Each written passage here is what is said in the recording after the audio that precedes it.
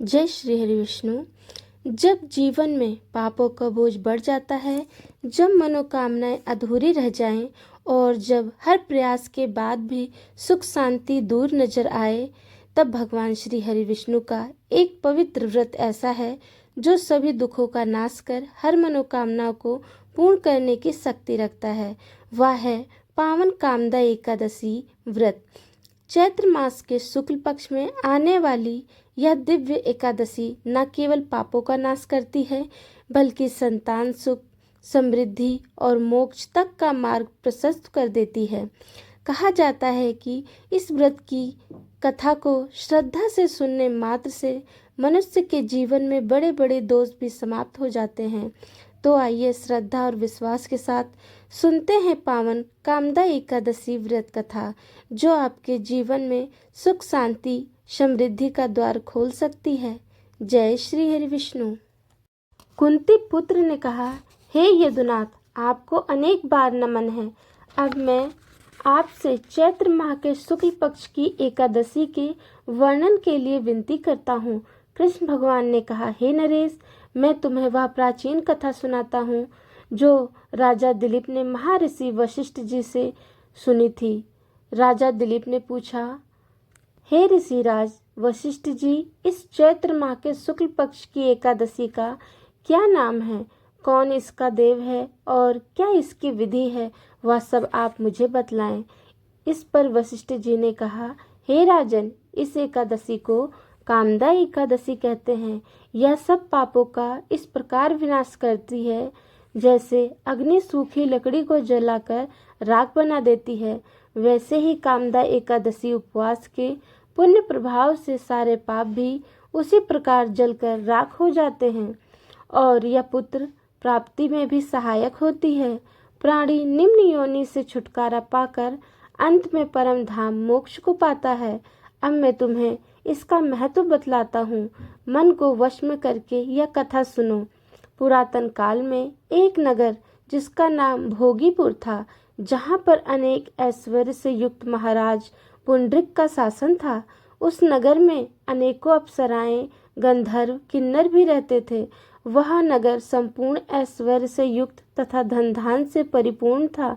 उस नगर में ललित तथा ललिता नाम के दो गंधर्व पति पत्नी भी रहते थे, जो एक दूसरे को बहुत प्यार करते थे।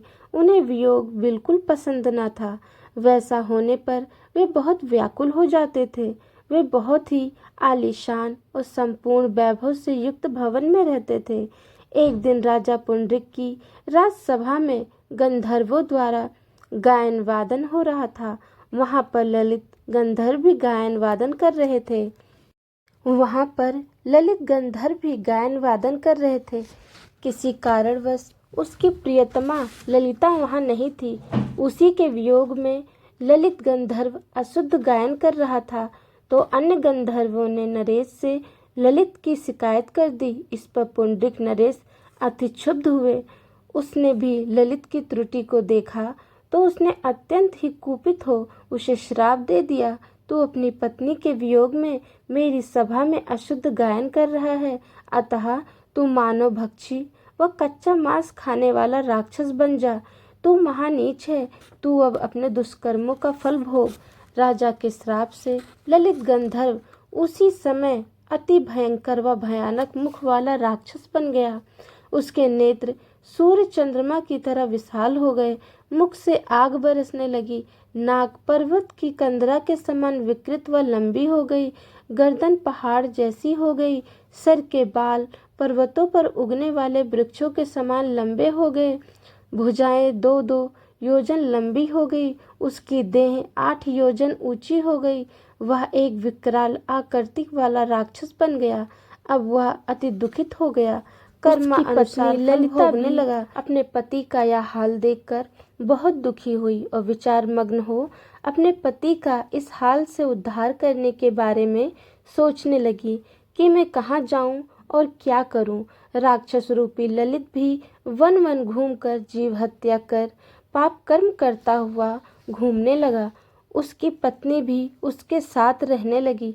एक दिवस अपने पति के पीछे पीछे चलती व विलाप करती हुई वह विंध्याचल पर्वत के निकट पहुंच गई, जहां उसने श्रृंगी मुनि का आश्रम देखा।